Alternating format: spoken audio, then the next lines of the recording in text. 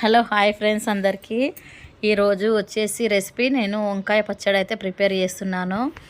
చూడండి, నేను నల్ల వంకాయలు అయితే తీసుకున్నా, చిన్న చిన్న పీసెస్గా కట్ చేసుకున్నా. దానికి కావాల్సిన ఇంగ్రీడియంట్స్ టమాటాస్, ఎల్లిపాయలు, పచ్చిమిర్చి అవి అయితే తీసుకున్నాను. టమాటాస్ ఒక 3 తీసుకున్నాను. పావు కేజీ వంకాయలకు 3 టమాటాస్ అయితే తీసుకున్నాను. పచ్చిమిర్చి వచ్చేసి ఇక్కడ గ్రీన్ కలర్, రెడ్ కలర్వి ఉన్నవి తీసుకోవాలి. కలర్ అనేది పచ్చడి బాగుంటుంది. టమాటాస్ తీసుకున్నాను. చింతపండు, చిన్నగా కట్ చేసుకున్న వంకాయలు, కొంచెం ఆయిల్ వేసుకొని ప్యాన్ పెట్టుకొని ఆయిల్ వేసుకొని ధనియాలు అయితే వేసుకోవాలి. ధనియాలు వేగనివ్వాలి. తర్వాత పచ్చిమిర్చి చిన్న చిన్నగా మధ్యలోకి కట్ చేసుకోవాలి. అలాగే వేయకూడదు, చిల్లుతుంది, పేలిపోతాయి కదా అవి పచ్చిమిర్చి. ఇలా మధ్యలోకి చించుకొని లేదంటే కట్ చేసుకోవాలి. కట్ చేసుకొని వేసుకోవాలి. దూరగా వేయించుకోవాలి. బాగా వేగనివ్వాలి. చిట్టపట్టలు ఆడుతుంటాయి కదా, చూడండి వేగిపోయినాయి. ఇప్పుడైతే నేను తీసుకుంటున్నాను బౌల్లోకి. మీ ఇష్టం, వేసుకుంటే జీలకర్ర కూడా వేసుకోవచ్చు ఇందులో. నేను ఖాళీ ధనియాలు మాత్రమే వేసుకున్నాను. నాకు వచ్చిన స్టైల్లో నేను చేస్తున్నాను ఫ్రెండ్స్. చూడండి, మీకు నచ్చితే ఒకసారి ట్రై చేయండి. తర్వాత వచ్చేసి వెల్లిపాయలు కూడా తీసుకున్నాను. ఎల్లిపాయలు పొట్టు వలుచుకోకుండానే తీసుకుంటాను నేను ఎప్పుడైనా పచ్చళ్ళకి. అదే ఆయిల్లో కొంచెం ఆయిల్ వేసుకొని ప్యాన్లో మనం వంకాయల ముక్కల్ని ఫ్రై చేసుకోవాలి. ఎన్ని ముక్కలు అయితే కట్ చేసుకున్నామో వాటన్నిటిని ఫ్రై చేసుకోవాలి ఆయిల్ వేసి.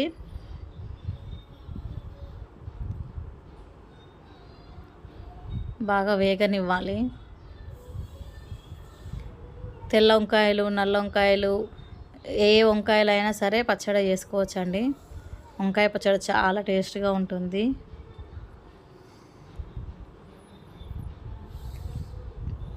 చాలా టేస్ట్ మాత్రం సూపర్గా వచ్చింది ఫ్రెండ్స్. ఒక్కసారి నేను చేసినట్టు ట్రై చేయండి. కొత్త వాళ్ళు, తెలియని వాళ్ళు అయితే ఈ రెసిపీ తెలియని వాళ్ళు ఈ పచ్చడి మీరు ఒకసారి ట్రై చేయండి. సాల్ట్ వేసుకోవాలి. సాల్ట్ వేస్తే తొందరగా మగ్గుతవి. ఇంకొకటి చేదు అనేది రాకుండా ఉంటుంది. బ్లాక్ కలర్ కూడా రాకుండా ఉంటుంది. నేను ఫస్ట్ కోసేటప్పుడే సాల్ట్ అయితే వేసుకున్నాను. ఇప్పుడు ప్యాన్లో ఉన్న వంకాయలను సైడ్లకు జరిపేసి మధ్యలో టమాటోస్ వేసుకున్నాను. దానిపైనుంచి సాల్ట్ వేసుకోవాలి, ఎందుకంటే తొందరగా మగ్గిపోతుంది. చింతపండు కూడా నేను వేసేసుకుంటున్నాను.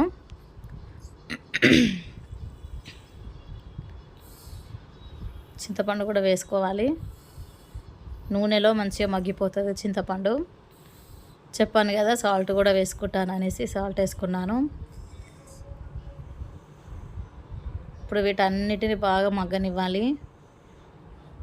వంకాయలు చూసారా, అప్పుడే మగ్గిపోయినాయి. కొంచెం పసుపు అయితే వేసుకోవాలి.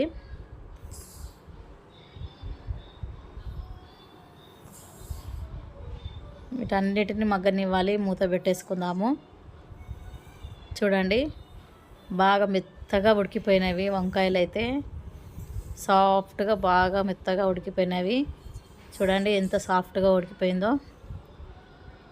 ఇలా చేసుకోవాలి. ఇప్పుడు దీన్ని మనం ఫ్యాన్ గాలికి పక్కన పెట్టేసుకుందాం, చల్లారనిద్దాము, దింపేసుకుందాము. చూడండి, ఇప్పుడు నేను రోటి పచ్చడి, ఇది రోట్లో చేస్తున్నాను నేను. పచ్చిమిర్చి, ధనియాలు, ఎల్లిపాయలు ప్రిపేర్ చేసుకున్నా కదా, వాటిని మన రోల్ అనేది శుభ్రంగా కడుక్కొని అందులో దంచుకుంటున్నాను. కొంచెం సాల్ట్ కూడా యాడ్ చేసుకోవాలి.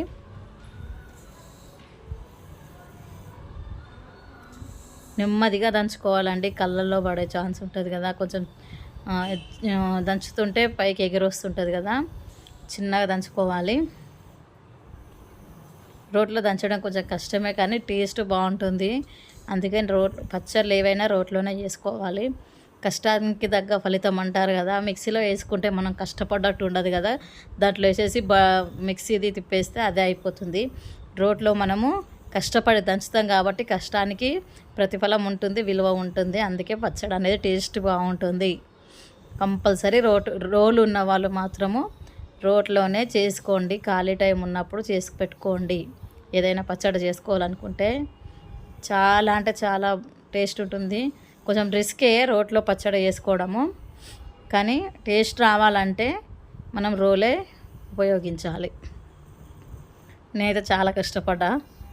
చూడండి ఇప్పుడు కొంచెం మెదిగిపోయింది కదా, మెత్తగా అయింది. దీంట్లోకి వంకాయ ముక్కలను అయితే యాడ్ చేసుకుందాము. కొద్దిగా వేసుకుంటూ చేసుకోండి. మీ రోల్ చిన్నగా ఉంటే, రోల్ పెద్దగా ఉంటే మాత్రం ఒకేసారి వేసుకోవచ్చు.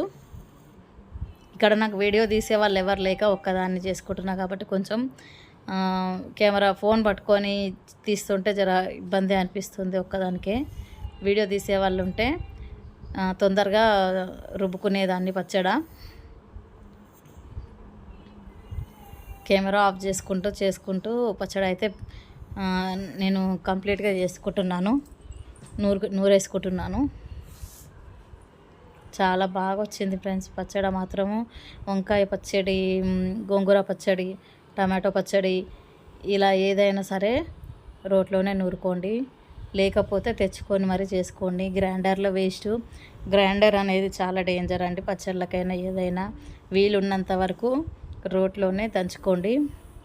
కరెంటుతో చేసేది ఏదైనా మనకి ఆరోగ్యానికి అస్సలు మంచిది కాదు.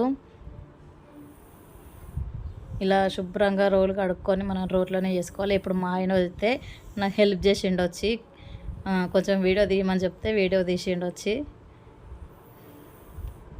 ఆయనకు కూడా సరిగ్గా తీయడానికి వస్తలేదు వీడియో.